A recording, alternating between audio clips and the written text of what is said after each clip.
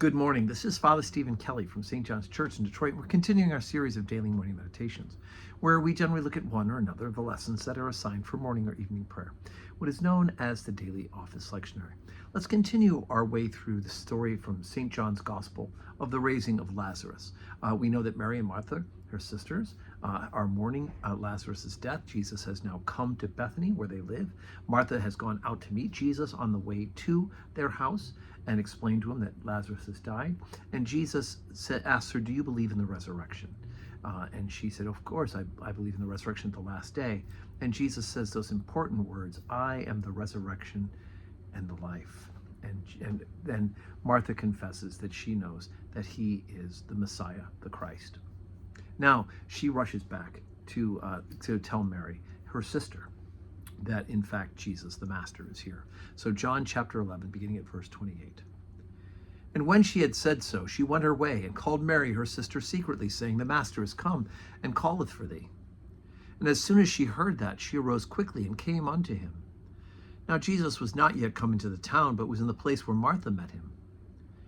The Jews then, which were in her house, and comforted her, when they saw Mary, that she rose up hastily and went out, followed her, saying, She goeth unto the grave to weep there. Then, when Mary was come where Jesus was, and saw him, she fell down at his feet, saying unto him, Lord, if thou hadst been here, my brother had not died. Then Jesus therefore saw her weeping, and the Jews also weeping, which came with her. And he groaned in the spirit, and was troubled. And he said, Where have ye laid him? They said unto him, Lord, come and see. Jesus wept. Then said the Jews, Behold how he loved him. And some of them said, Could not this man which opened the eyes of the blind have caused that even this man should not have died? Jesus therefore, again groaning in himself, cometh to the grave. It was a cave, and a stone was laid upon it. And Jesus said, Take ye away the stone. Martha, the sister of him that was dead, saith unto him, Lord, by this time he stinketh, for he has been dead 4 days. Jesus saith unto her, Said I not unto thee, that if thou wouldest believe, thou shouldest see the glory of God? Then they took away the stone from the place where the dead was laid. And Jesus lifted up his eyes and said, Father, I thank thee that thou hast heard me. And I knew that thou hearest me always. But because of the people which stand by, I said it, that they may believe that thou hast sent me. And when he had thus spoken, he cried with a loud voice, saying, Lazarus, come forth.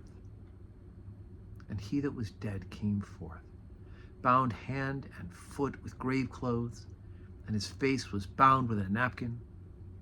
Jesus saith unto him, Loose him, and let him go. Wow, right? It's such an amazing thing. A couple of things that we need to hear. So this is going to, of course, all happening before Jesus' own resurrection. And so there's some stark differences between what's happening to Lazarus and what's happening to Jesus. But in fact, what's happening with Lazarus becomes a precursor, right? That's the resurrection. Jesus is the resurrection. But interesting to note, first of all, he calls Lazarus by name, right? We're all called by name to come to Jesus and to worship him. In death, and Jesus, I've heard a priest postulated in a sermon that if Jesus had just announced, come forth, without specifically naming Lazarus, then everybody in the graves would have risen from the dead, right? Because he is the power of resurrection. But anyway, what's interesting is that they do point out that he came bound hand and foot with grave clothes, and his face was bound with a napkin. And if we think about the stories of the resurrection, right, what do we hear?